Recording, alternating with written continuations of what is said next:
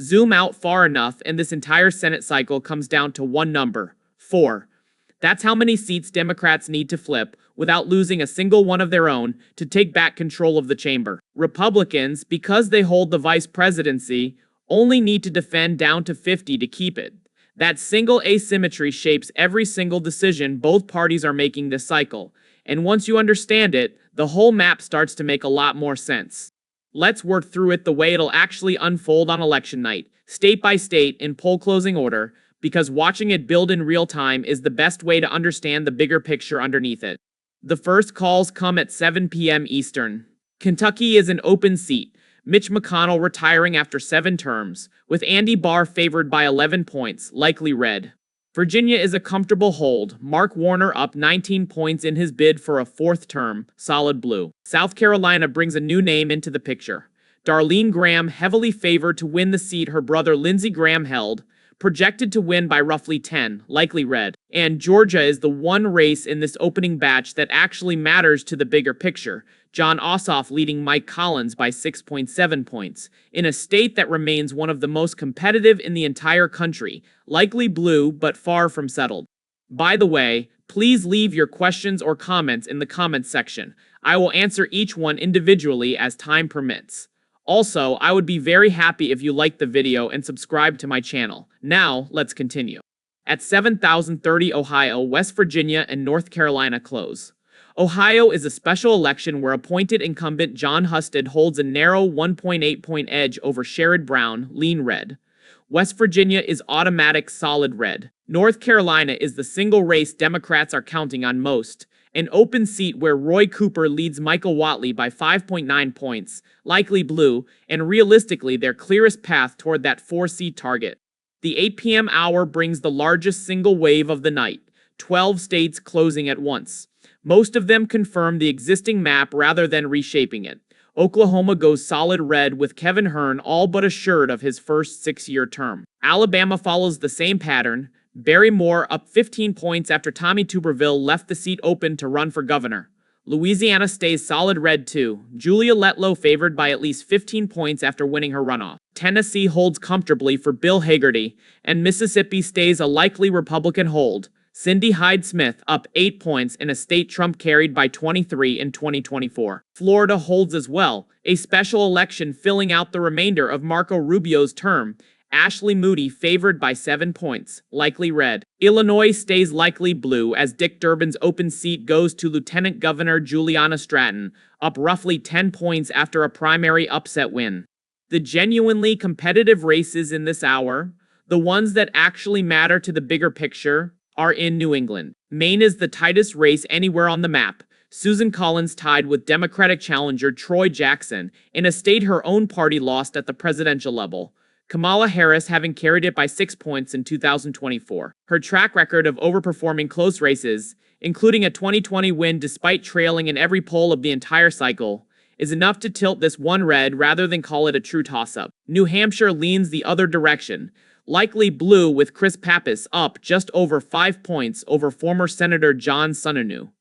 Massachusetts stays safe blue, Ed Markey projected to win by 23 points after surviving a competitive primary. New Jersey and Delaware round out safe Democratic holds with Cory Booker and Chris Coons. Arkansas closes alone at 8,003, comfortably likely red. The 9 p.m. hour is where the map's biggest structural question gets answered. 11 states at once. And this is genuinely the hour that decides whether Democrats' path to a majority is even mathematically alive. Michigan is the headline. Mike Rogers up just 1.9 points over Abdul El Sayed, a race where the market-implied odds of a Republican flip have more than doubled in just a few months, from 20% to 43%. If this state goes red, it doesn't just cost Democrats a seat, it effectively cancels out whatever they gain elsewhere. Minnesota holds narrowly blue, a state that's voted Democratic in every presidential election since 1976, but by a shrinking 3.5-point margin this time. Iowa goes lean red, no longer the genuinely competitive state it once was. Nebraska produces the most surprising number of the hour, Incumbent Pete Ricketts up just 4 points against independent Dan Osborne, despite Trump winning the state by more than 20 points in 2024. Still enough to hold, but a real signal of how unpredictable individual races can get, even in supposedly safe territory. Kansas stays likely red. Colorado and New Mexico both stay comfortably likely blue. And Texas produces the closest margin of any race Democrats have targeted there in over a decade. Ken Paxton up just 1.3 points, still a win, but the tightest one this state has produced in a long time. The remaining hours mostly confirm what's already been established. Montana, Idaho, Wyoming, and South Dakota stay solidly Republican without any real drama. Oregon holds comfortably Democratic, and the final call of the night, at 1 a.m. Eastern, comes in Alaska, where incumbent Dan Sullivan holds off a comeback bid from Mary Peltola by exactly 1 point, tilt red, the closest margin of Sullivan's entire Senate career. So here's how the bigger picture actually resolves.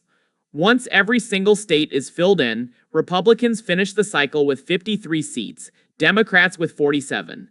Democrats do get their flip in North Carolina, exactly where they needed it most, but Republicans flip Michigan right back the other direction. And that single swap is enough to cancel out the progress entirely.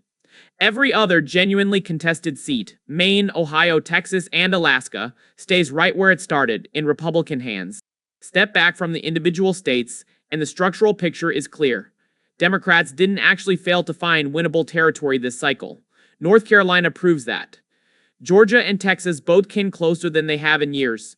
The real problem is depth, not opportunity. A 4-seat target requires running the table on every single competitive race simultaneously.